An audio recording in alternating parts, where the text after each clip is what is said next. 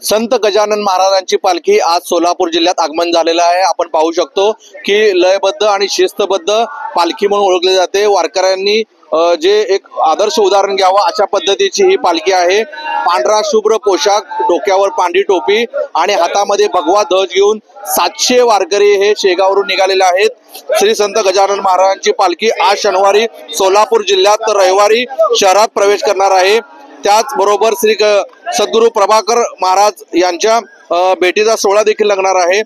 सायंकाळी आज तुळजापूर येथील उळे येथे आगमन झालेले आहे। येथे ग्रामस्थांच्या वतीने त्याचे स्वागत करण्यात येते। पालखीतील 750 वारकऱ्यांसह वाहन, वाद्य, घोडे, बँड पथक हेही सहभागी असतात। याचबरोबर ही जी पालखी आहे ती सोलापूरमध्ये प्रवेश केल्यानंतर तुळजापूर कस्तुरबा मार्केट, सम्राट चौक मार्गे प्रभाकर महाराज मंदिर येथे 12 वाजता पोहोचते। त्यानंतर भोजन विश्रांतीनंतर दुपारी 2 वाजता ती टेलिफोन भवन, ताटी गल्ली मार्गे आपल्या जे मुक्काम स्थळ आहे तेथे जाते।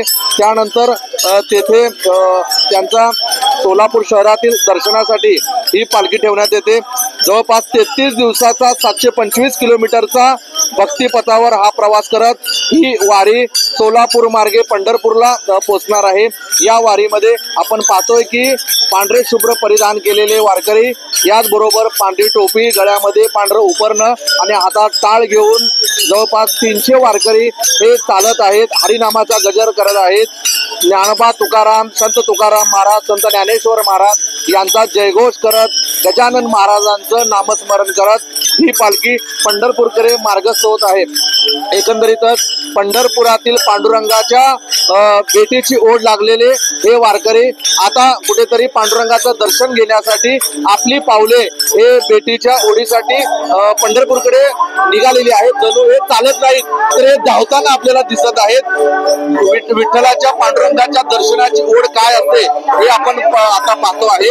आपण पाहू शकतो की आता जवळपास हे जे विनाधारी आहेत हे तिथून शेगावहून चालत आलेले आहेत। आपल्या सोलापूर जिल्हा प्रशासनाचे काही कर्मचारी देखील येथे सेवा बजावत आहेत। गजानन महाराजांची पालखी आपण पाहतोय। या पालखीला सुंदर असा देखावा केलेला आहे, फुलांची सजावट केलेली आहे। समोर गजमुखाचं जे वाहन आहे ते दाखवलेलं आहे। गजानन महाराजांच्या पालखीचं दर्शन घेण्यासाठी भाविक मोठ्या संख्येने जमल्याचं आपण पाहतोय। एकंदरीतच हा गजानन महाराजच्या दर्शनासाठी सोलापूर शहर जिल्ह्यातील भक्त आता दर्शनासाठी जमणार आहेत।